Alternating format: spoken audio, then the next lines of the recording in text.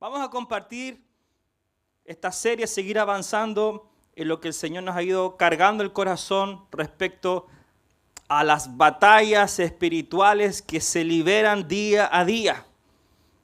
Y el título que le pusimos hoy día, Derribando las fortalezas. Y para esto vamos a arrancar en el libro de 2 de Corintios, capítulo 10, verso 4 al 5. Y leemos: porque las armas de nuestra milicia no son carnales, sino poderosas en Dios para la destrucción de fortalezas, derribando argumentos y toda altivez que se levanta contra el conocimiento de Dios, y llevando cautivo todo pensamiento a la obediencia a Cristo. Quiero que tú entiendas que las fortalezas en nuestra vida, si no son tratadas, se van a convertir en prisiones internas espirituales. Estas fortalezas son patrones de pensamientos erróneos.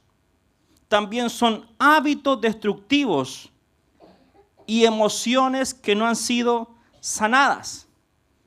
Si podemos hablar un poquito más de esto, ¿qué podemos decir? Escucha, una idea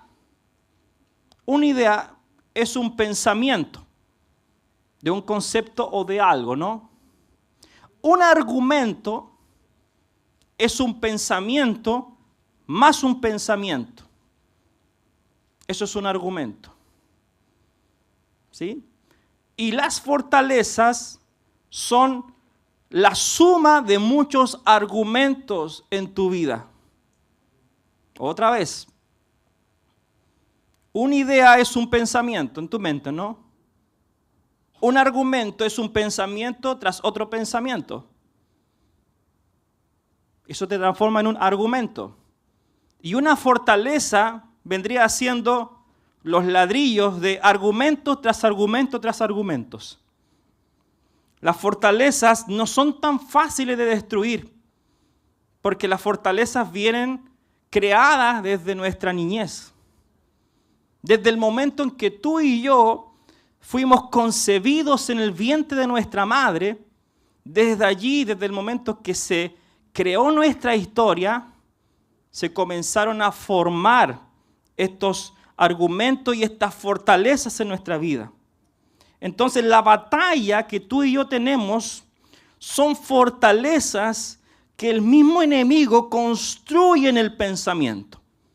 O sea, que el enemigo se encarga de entregarte a ti estos ladrillos, y como tú muchas veces no disciernes, porque sin Cristo estamos en tinieblas, comenzamos a tomar estos argumentos y en nuestro pensamiento se comienza a formar estas tremendas fortalezas. Las fortalezas no aparecen de la noche a la mañana. Son construcciones progresivas. Una persona que se dice, por ejemplo, ateo, o incluso un creyente, no se hace de la noche a la mañana. Es un pensamiento tras otro pensamiento, argumentos, ideas en tu mente que poco a poco construyen tu manera de pensar, tu mentalidad. Entonces no aparecen de la noche a la mañana. ¿Qué podemos decir también de las fortalezas? Las fortalezas se crean a través de pecados no confesados. Por supuesto, fortalezas que son negativas.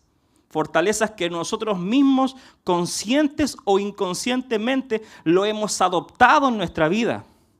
Cuando hay un pecado no confesado, ¿qué es lo que hacemos nosotros? Lo ocultamos. David dijo: mientras callé, se envejecieron mis huesos. Satanás va a buscar que tú nunca confieses tu error, tu pecado, que te guardes. Pero dice la Biblia que todo lo que está oculto, tarde o temprano, va a salir a la luz. Entonces, el pecado no confesado es una fortaleza que Satanás comienza a construir en la mente del creyente. ¿Y qué es lo que genera el pecado? Separación, distancia. Entendemos, como dice la palabra, que si nosotros confesamos nuestros pecados, Dios es fiel y justo para perdonar nuestros pecados y limpiarnos de toda maldad. Otra fortaleza más que Satanás comienza a construir en la mente de la gente, anótelo allí, el trauma o las heridas emocionales. El dolor profundo que la gente no resuelve se transforma en una gran fortaleza. ¿Y cuántos sabemos, como dice la Escritura, que a libertad nosotros fuimos llamados y no regresar al yugo de la esclavitud? Heridas emocionales. Cuando usted siempre anda como la víctima de todo lo que le pasa. Cuando una persona tiene esa conducta, anda con las heridas expuestas para que los perrillos le laman las heridas. Temas no resueltos en los asuntos emocionales. Otra cosa más. Pensamientos repetitivos y creencias erróneas. Pensamientos repetitivos y creencias erróneas.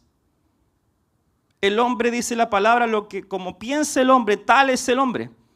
Y hay muchas creencias que nosotros asumimos como verdad, pero cuando no están expuestas a la luz, nosotros nos engañamos a nosotros mismos. Hay muchas creencias que nosotros adoptamos de la cultura, de la religión también, que nos concibieron. ¿Cuántos de ustedes vienen de un pasado religioso? La Biblia habla que Saulo era perseguidor de la iglesia porque era celoso de la iglesia. Él tenía una creencia muy fuerte que lo llevó a tal punto de encarcelar a los hijos de Dios. Creencias, el poder de las creencias. Tú puedes estar convencido de una mentira. Y eso está como una fortaleza en la mente del ser humano. La mentalidad altiva y los pensamientos orgullosos también son fortalezas que Satanás construye en la mente del hombre. El orgullo es la gran bestia interna que nosotros tenemos que matar. Muchas cosas en nuestra vida suceden por nuestro orgullo no tratado. El orgullo es como el mal aliento. ¿Has escuchado eso? Todos saben, menos el que lo tiene. Porque el orgulloso nunca reconoce sus errores. Siempre el orgullo tiene una buena excusa. Siempre tiene una buena razón para defenderse. Siempre mirando a los otros y él nunca asume su error. Entonces, hay altiveces, pensamientos de orgullo que se levantan como verdaderos castillos.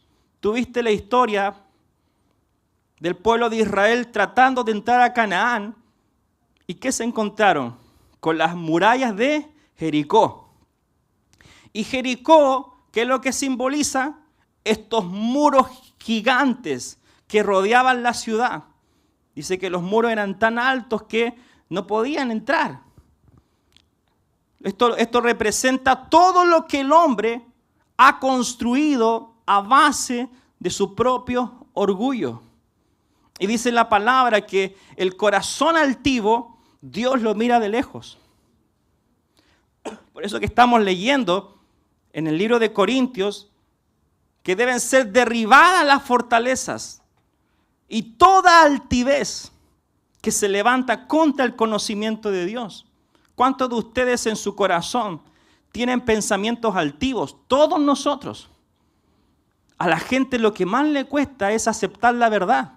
Para mí es un tremendo trabajo. Hay gente que hay que tratarla con pinzas, con mucho cuidado. Porque le dices algo, inmediatamente saltan, reaccionan. ¿Sabe lo que es eso? Altiveces. Hay gente que le cuesta mucho decir sí, pastor. Es cierto. Para mí es un tema porque uno trata de decirle cosas a la gente que no se ofenda. O sea, yo tengo dos posibilidades: quedarme callado y que tú sigas igual, o conversar, decirte, mira, ¿sabes qué?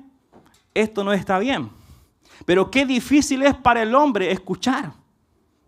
Qué difícil es para el hombre escuchar a la mujer.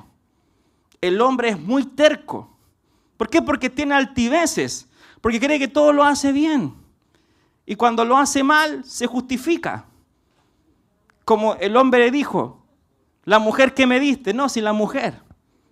¿Te fijas? Altiveces que están allí como fortaleza, y algunas son muy sutiles, que incluso son tan parte de tu carácter que ya tú dices, ya yo ya soy así. Esta persona es así. En la Biblia tú ves muchos personajes que se describen por sus defectos. El leproso, el cojo, el ciego, el manco. Muchas historias con sus defectos. Y hay gente que ya termina asumiendo esos defectos y todos lo conocen porque el tipo o la tipa es así. Diga conmigo, altiveces. Hay altiveces que son muy notorias y hay otras que son sutiles, que están allí guardadas en tu corazón y tú las has adoptado como tu forma de ser. Pero son altiveces. Y las altiveces se levantan en contra del conocimiento de Dios. Se levantan ¿para qué? Para que tú no vivas una vida en obediencia. Dios te dice ciertas cosas, pero como hay altiveces, tú te justificas. Incluso las altiveces también nos hacen acomodar hasta el pecado. ¿Te acuerdas de Saúl cuando Dios le dio la instrucción de que tenía que hacer desaparecer a todo un pueblo? ¿Y qué hizo Saúl? Reservó una parte. La Biblia dice que cometió prevaricación, un pecado contra la autoridad, desobedeció la orden. ¿Y qué hizo él? Guardó una parte y dijo, no, esta parte es sacrificio a Jehová. Él tenía una altivez, era un hombre orgulloso. Incluso justificó su pecado con algo bueno. No, si qué tan malo es que yo prepare esta ofrenda y se la presente a Jehová. Pero ¿qué dijo el Señor? Que todo lo que había que conquistar, todo debía morir. ¿Te fijas cómo el hombre es capaz de justificar las cosas malas como si fueran buenas? Y esa altivez, tú le dices, pero ¿qué malo hay humanamente de que Saúl guardar esa parte? ¿Qué malo hay que tú des una parte a Dios o no? Pareciera que no hay nada de malo, pero allí había escondido una altivez. Y esa altivez le costó el reino. Entonces las altiveces, hay algunas que son muy fáciles de identificar. Por ejemplo, el orgullo de la persona, porque es la autoexaltación del yo. Es muy fácil darse cuenta, pero las altiveces no siempre son fáciles de ver, porque son más sutiles. Pero esa es la razón por la cual el hombre muchas veces se autojustifica de las cosas que no son correctas, pero las ve que no son tan malas. ¿Qué tan malo hay irme a una discoteca un fin de semana y tomarme un par de tragos y total, no hago nada de malo? ¿Qué tan malo hay allí? ¿Aló? ¿Te fijas? Que hay ciertas cosas, ¿qué tan malo hay si un día voy a comprar y me pasan un vuelto de más? Bueno, bendición de Jehová. Cayó un poquito más. Entonces, hay ciertas situaciones que exponen, como muchas más, exponen que hay altiveces y que tienen que ser derribadas, destruidas en nuestra vida. Entonces, esas altiveces se terminan transformando en grandes excusas. Necesitamos también identificar estas fortalezas en mi vida, en nuestra vida. Tienes que examinar las áreas donde hay repetición de fracasos. Escucha los pensamientos que dominan la mente.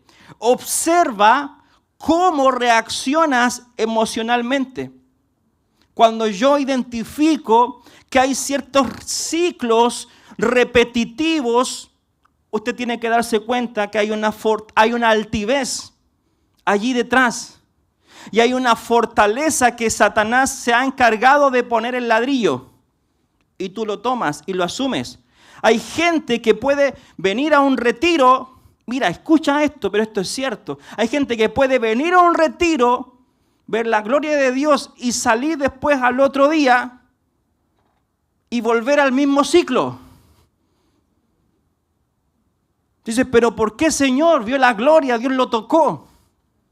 Dice, pero ¿qué pasa? O sea, hay ciclos en la vida de la gente que si no aprende a cortarlos, no aprende el principio de la obediencia, hermano, se vuelve a repetir la misma historia y es peor. El postrer estado de la persona es peor que el primero. Entonces la gente se rebela contra Dios por causa de estas fortalezas, de estos argumentos y pensamientos altivos.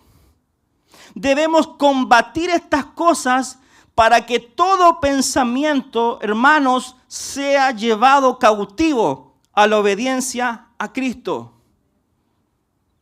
Si usted no los identifica, no batalla con esas altiveces van a terminar rebelándose en contra del conocimiento de Dios. Y usted va a terminar haciendo lo que desagrada a Dios. Porque esa altivez se transforma en un argumento que lo convence a usted. Que lo que está haciendo es correcto. Entonces, si yo no confronto lo malo en mi vida, si yo no confronto las altiveces, si yo no confronto lo negativo en mi vida, siempre voy a tener conductas rebeldes delante de Dios. Entonces, por eso que la palabra dice, derribando argumentos, fortalezas y toda altivez que se levanta en contra del conocimiento de Dios, en contra de que tú vivas una vida en obediencia. Ahora la pregunta es, ¿cómo nosotros destruimos las fortalezas? Las fortalezas, hermanos, no se derriban con disciplina humana, sino con la verdad de la palabra de Dios. Y cada fortaleza del enemigo está basada en una mentira. ¿Escuchaste eso? Todos los argumentos y las fortalezas que Satanás te entrega para que tú las construyas y las asumas son mentiras. Pero tú lo tomas como una verdad. ¿Por qué? Porque él es experto en esto. Él se disfraza como ángel de luz. Él es experto en el engaño. Entonces, qué terrible es que una persona haya vivido toda su vida de una forma pensando que estaba correcto, pero en realidad siempre fueron creencias y fortalezas que no eran las de Dios. Nosotros tenemos que aprender a edificar en Cristo, a construir aquellas fortalezas basadas en la verdad de Dios, en su bendita palabra.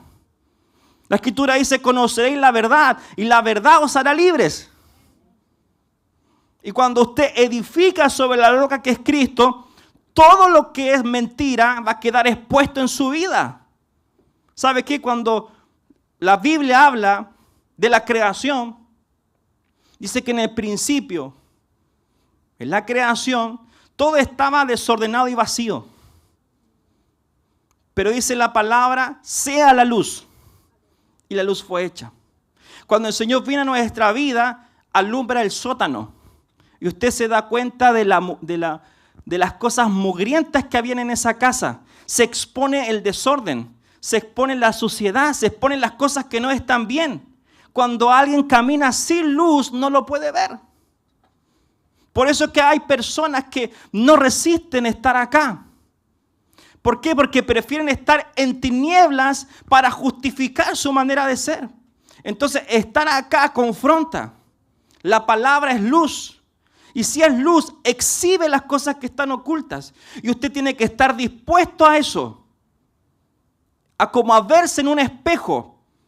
Y cuando el Espíritu Santo quiere poner su tijera y cortar aquellas cosas que no son agradables delante de Dios, esas altiveces. No es fácil, porque si usted construyó su vida basada en el orgullo, ¿qué va a reconocer? Nada. Usted se va a presentar delante de Dios diciendo lo bueno que es, lo santo que es, las cosas buenas que hace. ¿Cómo va a oír la voz de Dios si tiene orgullo en su corazón? Va a estar orando y decir, no, Dios, tú estás equivocado.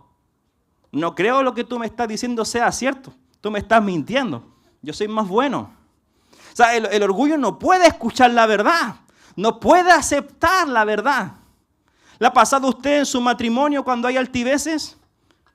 Cuando nos cuesta tratar, siempre hay en el matrimonio hay uno más humilde y uno más orgulloso. ¿Se ha dado cuenta?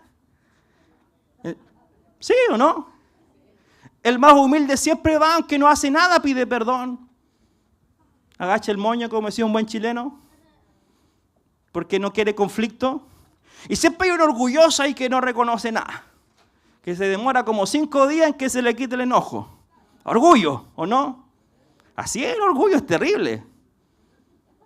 Y estamos ahí indiferentes, durmiendo potito con potito.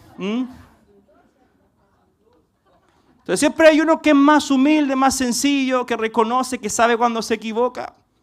Y el otro, que ahí le cuesta, sí, pedir. No pide perdón y dice, disculpa. Porque perdón, claro, se tiene que humillar, ¿no? Discúlpame. ¿Te fijas? El orgullo es un tema en nosotros. Y eso usted lo construye desde muy pequeño. Usted lo construye desde sus vivencias, su experiencia, cómo fue tratado en la vida. El orgullo es un tema que nosotros tenemos que deshacernos de él. Cuanto antes. Hay gente que ha perdido matrimonio, ha perdido cosas valiosas por orgullosos que son. Son salvos por la pura gracia, pero orgullosos, hermano, como nadie. Entonces, el orgullo es una fortaleza enorme, fuerte, que no es fácil de derribar, a menos que tú estés expuesto a la verdad. Estar expuesto a la verdad no es fácil, porque la verdad duele. Asumir los errores duele. Entonces, hay gente que evita la verdad por lo mismo, porque es un shock confrontarse con la verdad. Entonces, nunca cambiarás. Hay dichos, por ejemplo, que dice la fortaleza de la mentira. Escucha esto. Nunca cambiarás, siempre fracasarás. Ese es un argumento que hay en la gente, que se le pegó desde niñito.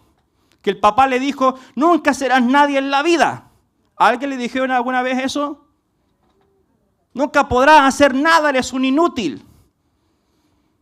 Ese pensamiento marcó tu vida. Y eso te hizo ser torpe, nunca concretar nada. Sin embargo, la palabra que dice en Filipenses 4:13, todo lo puedo en Cristo que me fortalece. O sea, siempre el argumento de la mentira tiene que ser derribado con el argumento de la palabra de Dios. Hay pensamientos de alguien que te dijo, Dios no te ama realmente. Pero Jeremías 31:3 dice, con amor eterno te he amado. Hay argumentos que te dicen, no eres digno del perdón de Dios. Pero el argumento de la palabra dice, si confesamos nuestros pecados, Dios es fiel y justo. Eso sale en 1 de Juan 1:9. Cuando Satanás vino a tentar a Jesús, le dijo, si eres el Hijo de Dios, tratando de persuadirlo con la mentira. ¿Y qué es lo que hizo el Señor? Le respondió, escrito está. Ahí está el contraargumento. O sea, los argumentos, las altiveces que son del diablo, las mentiras que usted ha aceptado como la verdad, usted tiene que derribarlas con la palabra de Dios, con el argumento de la palabra, porque la verdad está allí. ¿Se va entendiendo, cierto? Entonces, la luz va a exponer aquellas fortalezas que han sido colocadas en nuestra mente, pero que tienen que ser derribadas con la poderosa palabra de Dios. Entonces el enemigo siempre tratará de construir lo que fue derribado. Para eso debemos ser vigilantes y estar atentos. O sea, esa persona que fue libre, se destruyeron fortalezas, tiene que mantener esa libertad. La palabra dice, a libertad fuiste llamado para no volver al yugo de la esclavitud. ¿Cuánta gente nosotros hemos visto liberada, pero después en los años pareciera que volvió atrás? No es que Dios no tenga poder, sino de que siempre el enemigo va a buscar nuevamente tomar el territorio que un momento perdió. Por eso debemos estar atentos. Hay una palabra que habla de los 7 espíritus peores. ¿Lo ha escuchado?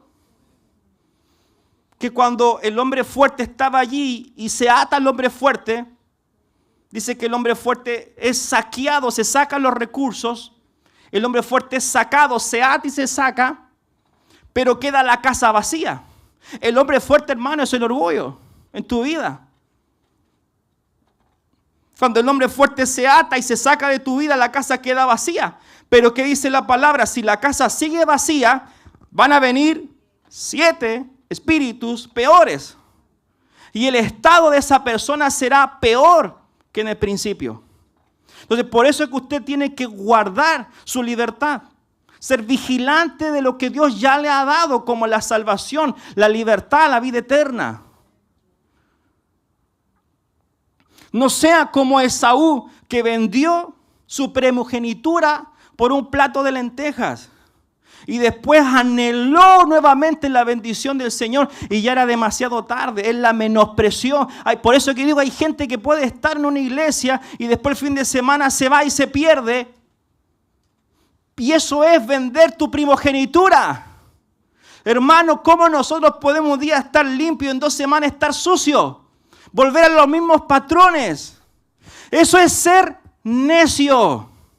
Hay gente que es necia, que privilegia los placeres del mundo, que lo que Dios le está dando no le da valor.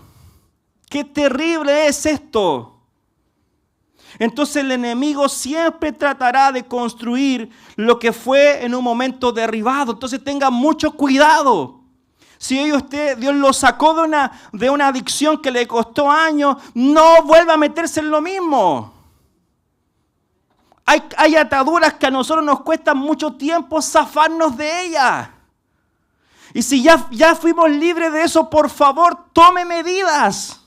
Sea radical con ciertas decisiones. El diablo lo único que busca en la gente es atarla, mantenerla cautiva, mantenerla presa. Como estas fortalezas que estamos hablando, mantenerlos en cárceles espirituales.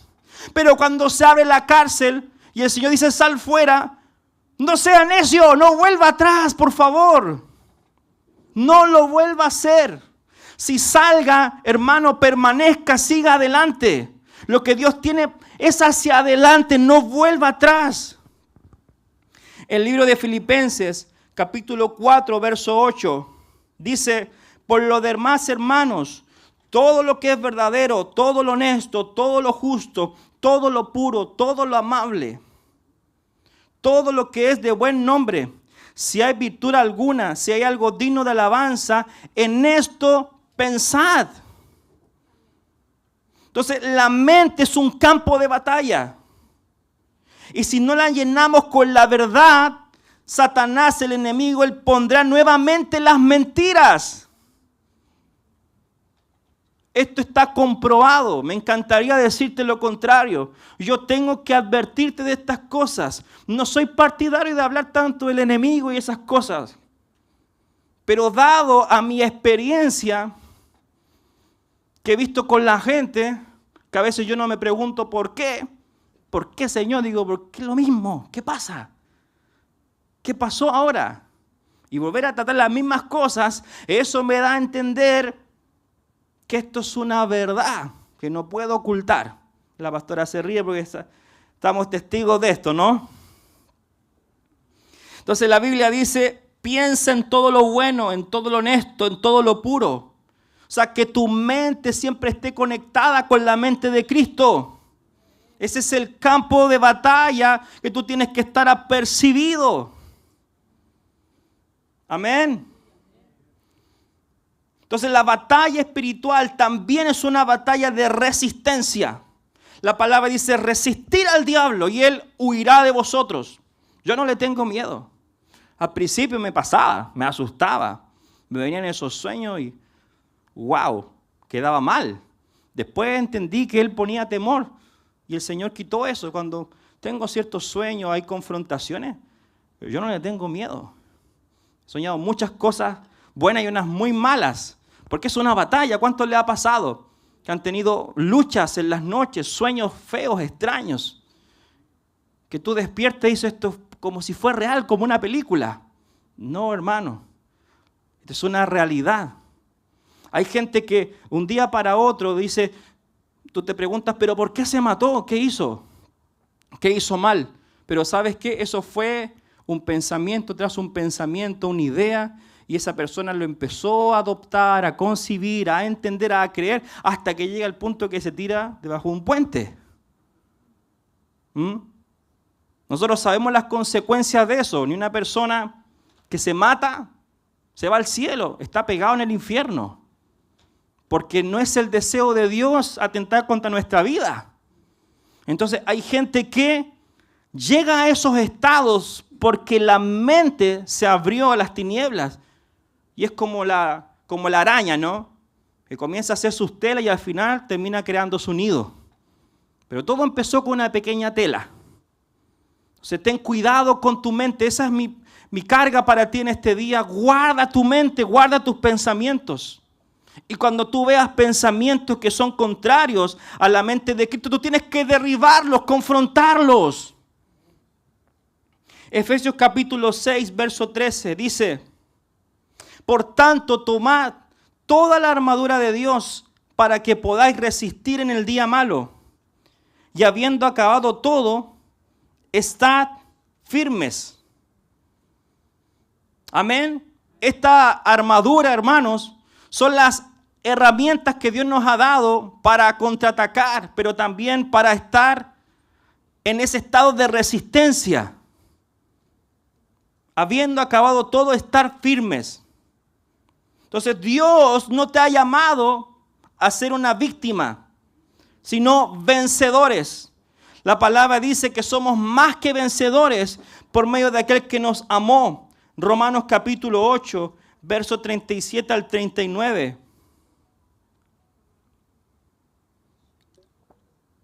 Antes en todas estas cosas somos más que vencedores por medio de aquel que nos amó, por lo cual estoy seguro de que ni la muerte, ni la vida, ni ángeles, ni principados, ni potestades, ni lo presente, ni lo porvenir, ni lo alto, ni lo profundo, ni ninguna otra cosa creada nos podrá separar del amor de Dios que es en Cristo Jesús, Señor nuestro. ¿Cuánto le dan gracias a nuestro Dios? Porque nada ni nadie nos podrá separar de su amor. Hermanos, nunca más ores por la victoria. Ora desde la victoria. Cuando tú oras desde la victoria, es como ir a un partido de fútbol que tú sabes que ya está ganado. A una batalla que tú sabes que ya está ganada. Porque tú tienes un gen ganador. Porque nuestro rey es más que vencedor. Él venció la muerte. Él tomó las llaves del Hades. Al tercer día resucitó. Satanás pensó de que ya había matado al Hijo de Dios, pero no pudo. La muerte no pudo contenerlo, retenerlo. La tumba no pudo contener al Rey de Gloria.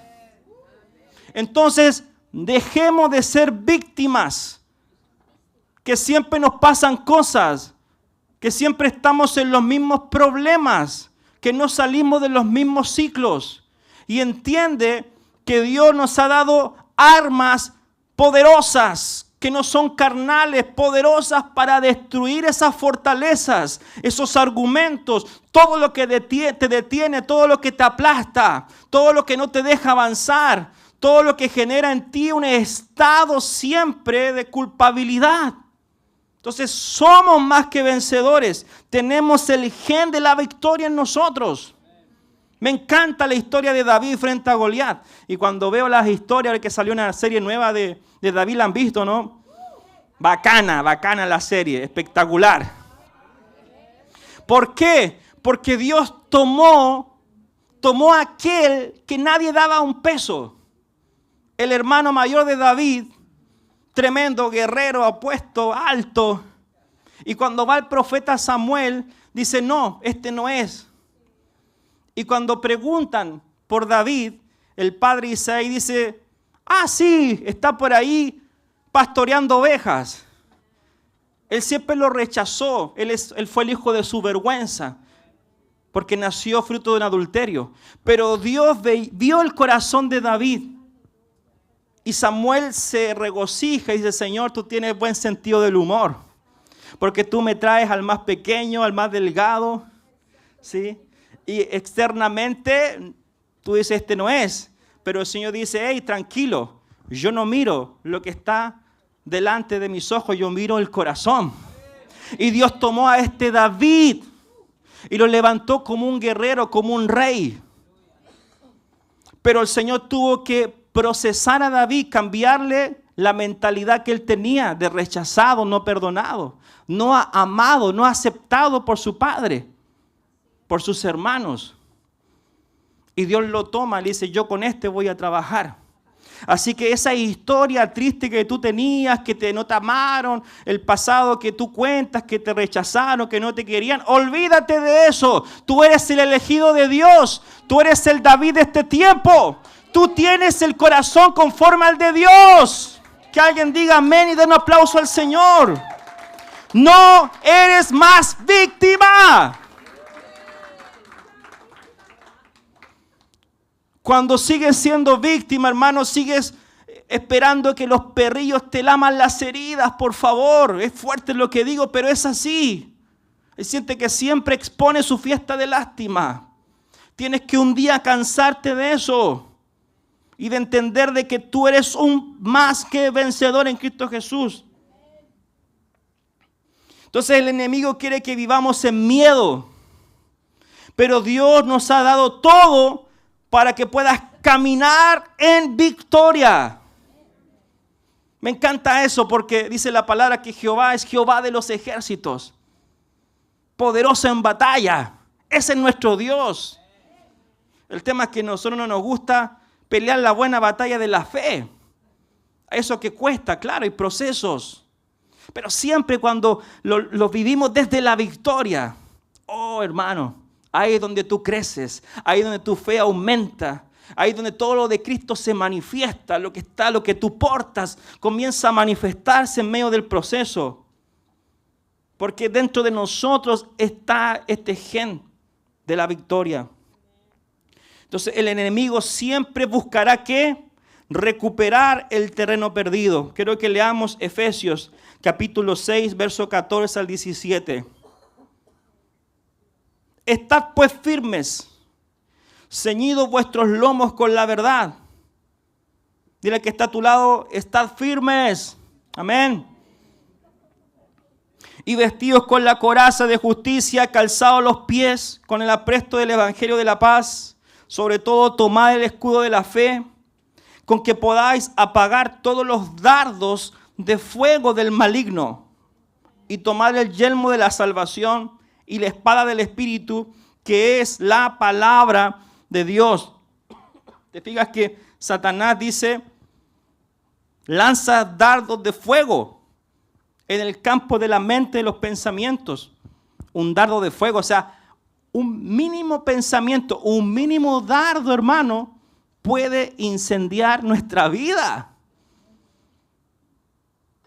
A las consecuencias que uno puede llegar. Tú sabes que para quemar un bosque necesitas un fósforo, una pequeña llama. Lo que pasó en Estados Unidos, ¿no?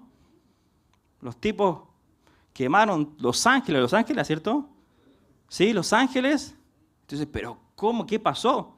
Bueno, ese ejemplo es lo que pasa en la vida de la gente cuando no toma el escudo de la fe para resistir los dardos de fuego del maligno.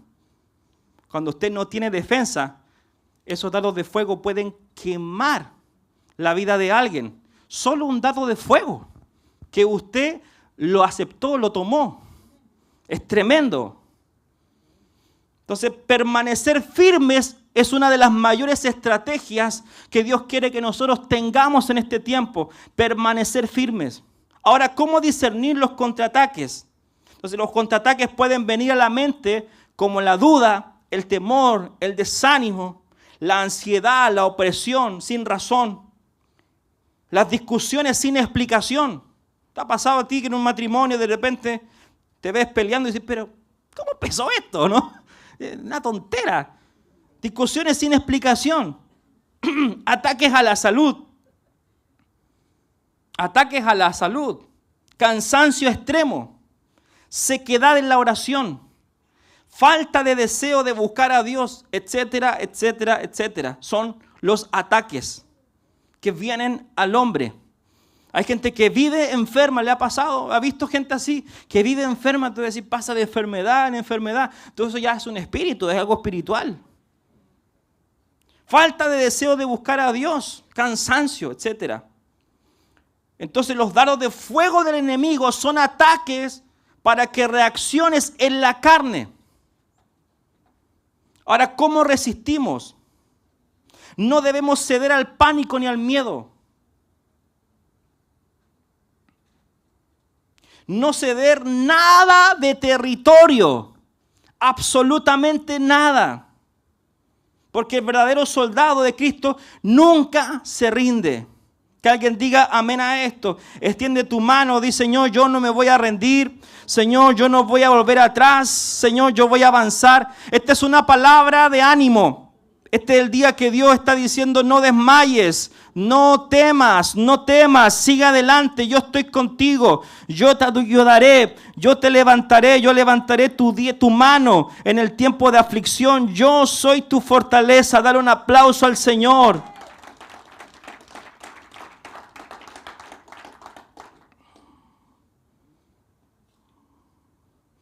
Quiero que leamos el libro de Hebreos, capítulo 10, verso 35 al 39. Hebreos capítulo 10, verso 35 al 39. Dice, no perdáis pues vuestra confianza, que tiene grande galardón, porque os es necesario la paciencia, para que habiendo hecho la voluntad de Dios, obtengáis la promesa. Porque aún un poquito, y el que ha de venir, vendrá. Y no tardará, mas el justo vivirá por fe. Y si retrocediere, no agradará a mi alma. Pero nosotros no somos de los que retroceden para perdición, sino de los que tienen fe para preservación del alma. Levanta tu mano al cielo. Levanta tu mano al cielo, quiero soltar esta palabra sobre ti. Tú no eres de los que retrocede, tú no eres de los que mira atrás, tú no eres de los que vuelve atrás, tú no eres de los que están mirando siempre el pasado, tú eres de los que van hacia adelante, los que van y proceden a la meta. Dice la Escritura, por un poquito, y el que ha de venir vendrá y no tardará. Vas a desarrollar una fe para llegar hasta el fin, para llegar hasta lo último. Dice la palabra que persevera hasta el fin, este será salvo. No te vas a quedar a la mitad del camino. Que alguien diga amén a esto. Qué hermoso es saber que nuestra perseverancia algún día va a tener una recompensa. Algún día va a haber un galardón. Los que perseveraron hasta el fin, hasta el último día de su vida. No sé si usted vio el testimonio de cómo murió Julio Melgar, un cantante muy conocido en el ambiente cristiano. Hasta el último día de su vida terminó, en el hospital como una velita que se empezó a apagar, pero terminó adorando a Dios y nunca renegando su enfermedad. Nunca renegando por qué estaba pasando lo que estaba pasando. Hasta el último día de su vida él perseveró. Y no me cabe la duda de que él va a tener su recompensa en la presencia de Dios. Amén. La palabra dice que nadie tome tu corona. Que nadie tome tu corona. La corona es la recompensa a todos los que han perseverado, hermanos. Entonces la salvación de nuestras almas se gana por nuestra perseverancia. Sin embargo, el enemigo intentará desanimarnos, hacernos retroceder, hacernos dudar. Entonces, la verdadera victoria es permanecer fieles hasta el fin. Tú eres uno de ellos. Vamos a permanecer hasta el fin. Dios nos ha llamado a perseverar, a pelear la buena batalla de la fe. Y el enemigo teme a un creyente que avanza en fe y autoridad espiritual. Ahora, ¿cómo podemos dejar de estar en una posición solo de defensa y comenzar a avanzar espiritualmente? Eso es muy importante porque hay gente que siempre está resistiendo, aguantando y aguantando. Como el chiste, combo iban, combos venían. Combo iban, combos venían. Y algunos puros combo iban, pa. Pero nunca damos, nunca contraatacamos. La Biblia dice que el reino de los cielos sufre violencia, pero los violentos lo arrebatan. ¿Hay algún violento en el espíritu acá? ¿O siempre estamos resistiendo ahí, hermano? Estamos en la lucha, siempre lo mismo, siempre con los golpes aquí, con los chillones en la cabeza, así. Hermano, siempre con el chillón, con el golpe. Pero sí es verdad, yo lo cuento como chiste, pero es verdad. Siempre con el chillón, siempre con la herida, siempre bofeteados, golpeados. Tienes que cansarte de eso, tienes que un momento tú dar, golpear, arrebatar, tomar, poseer, tener una actitud a la ofensiva. En serio, o sea, yo no voy a permitir, si el Señor me dio todo, me dio la herencia, el diablo mugriento no tiene espacio aquí en mi casa. El diablo no tiene nada en mí. No va a tomar nada, no le pertenece nada, porque todo se le fue dado a Cristo. El reino, todo, las riquezas, todo se le fue dado al Hijo. No dejes que nada te tome por sorpresa. No, señores, tus hijos, no, todos son de Él. Tu casa es de Él, todo es de Él. No des territorio, ni un espacio, ni un centímetro, nada. Cuando le damos lugar, cuando damos un centímetro, hermano, cuidado. No des lugar. Entonces tenemos que tener una posición no más a la defensa, sino ahora a la ofensiva. Y para esto rápidamente tenemos que abandonar, número 1, una mente derrotada para desarrollar, ¿cierto?, una vida a la ofensiva. Entonces la guerra espiritual se gana primero en la mente y por eso rechaza ahora en tu vida toda mentalidad perdedora. Otro punto más, caminar en la autoridad espiritual. Esto lo he hablado las otras semanas, pero es importante que lo repasemos.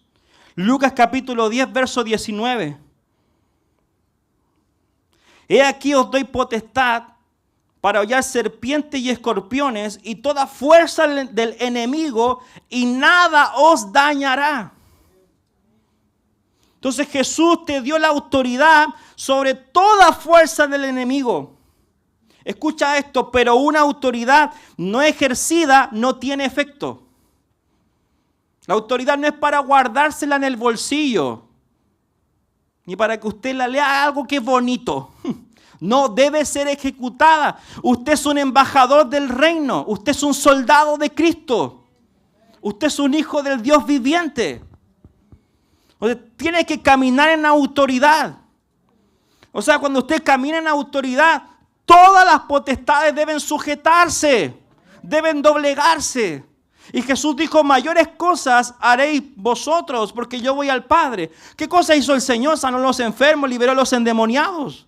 Los endemoniados se sujetaban cuando Jesús entraba en una ciudad, se arrodillaban porque venía el Rey de Reyes. No sé qué pasa cuando vas a una casa. Dice la Escritura que unos trataban de echar fuera espíritus, pero los espíritus dijeron, yo conozco a Pablo, yo conozco a Pedro, ¿y ustedes quiénes son? Y los sacaron a patadas los espíritus, porque los espíritus solo reconocen autoridad. Y cuando usted está revestido de Cristo, lleno del Espíritu Santo, bajo la unción del Espíritu, usted camina bajo esa autoridad.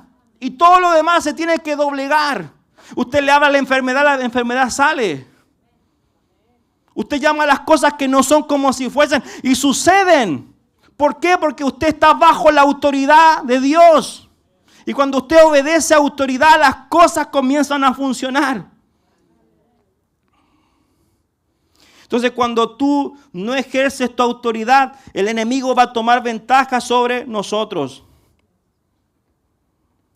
Lucas capítulo 10 del 41 al 42. Este otro punto, no perder tiempo en distracciones espirituales. Para que no tome ventaja el enemigo. Dice, respondiendo Jesús le dijo, Marta, Marta, afanada y turbada estás con muchas cosas, pero solo una cosa es necesaria y María ha escogido la buena parte, la cual no le será quitada. Entonces el enemigo quiere que estemos metidos en lo secundario y no priorizar la comunión con Dios. La distracción es enemiga de la unción. Cuando David se distrajo en los tiempos donde los reyes iban a la guerra, dice la palabra que el rey se quedó en la casa en vez de ir a la guerra. Y él se distrajo. En el palacio salió a mirar y de repente Betsabé ahí bañándose, mostrando sus bendiciones. ¿Sí? Ahí estaba ahí bañándose. Y ahí el rey dijo, ¿quién es ella? Y bueno, usted ya sabe la historia de lo que pasó después, ¿no? Se distrajo el rey. En tiempo donde los reyes iban a la guerra, la distracción es enemiga de la unción. Te puede costar caro. ¿Ah? Y por último, no conformarse con la vida cristiana superficial. Eso es siempre estar en un estado de la defensiva. Hebreos capítulo 5 del 2 al 13 dice, porque debiendo ser ya maestros, después de tanto tiempo, tenéis necesidad de que os vuelva a enseñar cuáles son los primeros rudimentos de la palabra de Dios. Ya habéis llegado a ser tales que tenéis necesidad de leche y no de alimento sólido. Y todo aquel que participa de la leche es inexperto en la palabra de justicia porque es niño. Quiero que te pongas en pie en esta tarde. No debemos conformarnos con las migajas. No debemos conformarnos con una pequeña porción. Dice que los niños no están ejercitados en el discernimiento del bien y del mal. Los niños siempre andan en lo superficial. Dice, debiendo ser ya maestros. O sea, ha pasado un tiempo que debieron crecer, pero todavía necesitamos repasar las mismas cosas porque ustedes no quieren madurar. Pero cuando nosotros estamos dispuestos a dejar la leche y empezar a comer el alimento sólido, que eso habla el compromiso que yo tengo con Dios, hermano, entonces yo voy a la ofensiva. Yo voy hacia adelante. Yo le doy gracias al Señor porque un día me determiné a no ser uno más del montón, a siempre estar en el mismo conocimiento, ir hacia adelante. Cuando hay veces que yo me quedo, el Espíritu Santo me redarguye. Cuando me pongo cómodo, me acomodo, el Espíritu me inquieta. Lee más, estudia más, infórmate más. Esa hambre que tiene que haber en nosotros de siempre ir por más, de ir hacia adelante, es lo que tú necesitas.